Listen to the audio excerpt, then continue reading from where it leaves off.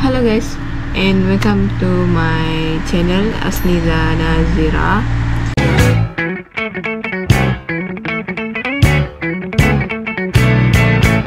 So di konten kali ni aku nak buat macam reaction video sikit, sebab aku ada tengok ke FYP TikTok aku yang pasal ni apa, yang TikTok FYP pasal hari pertama di neraka cek tu. Aku nak tahu juga itu pasal apa tu, aku nak tengok. So kalau ada salah silap ke apa, aku minta maaf. So tanpa basa-basi, so kita mulakan konten kita sekarang. Okay guys. So guys, aku dah siap recording, dah screen record. So marilah kita tengok apa benda yang tu. So jom kita tengok. Oh yang ni. Hari pertama masuk neraka, cek.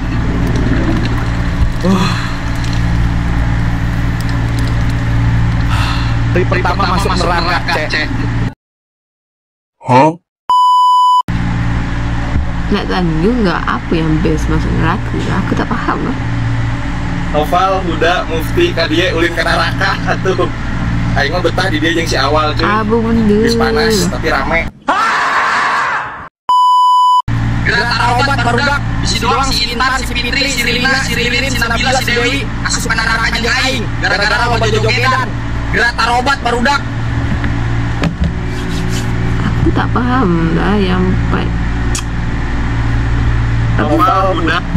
Yang bagian part yang katanya hari pertama masuk neraka cek. Oh, muka bagaikan nak happy masuk neraka. Padahal awak pun takut juga masuk neraka.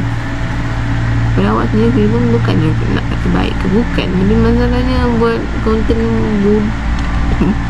konten yang tak apa-apa. Noval.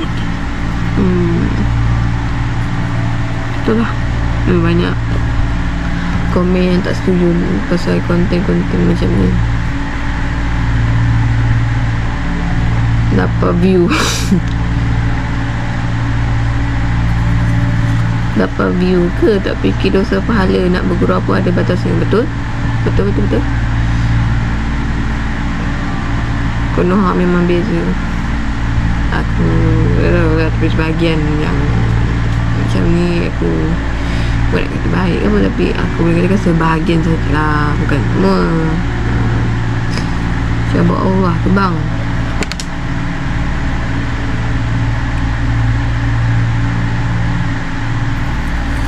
Dari video ini membuktikan bahawa umur tidak menentukan dewasa seseorang. Ya, benar banget. So apa lagi yang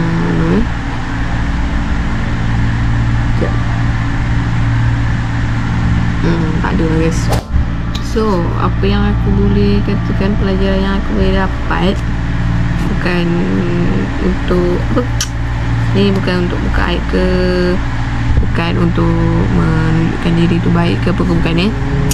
So apa yang aku belajar dari aku tengok tadi tu lah FYP TikTok, macam mana cakap neraka bukan tempat untuk kita bermain-main macam suka masuk neraka. Sedangkan kita sendiri yang tak tahu kita ni ke arah ke mana, nanti bila dah tinggalkan dunia ni pun takut nak masuk neraka.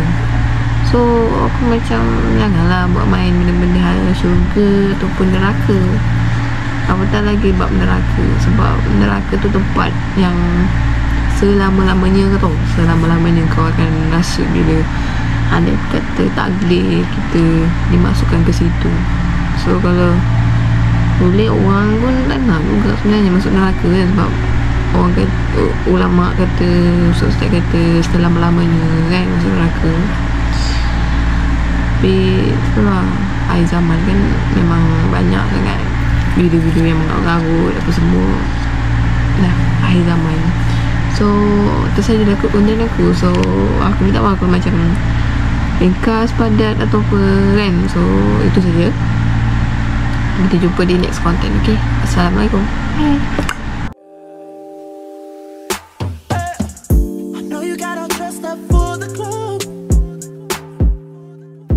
Waiting on it,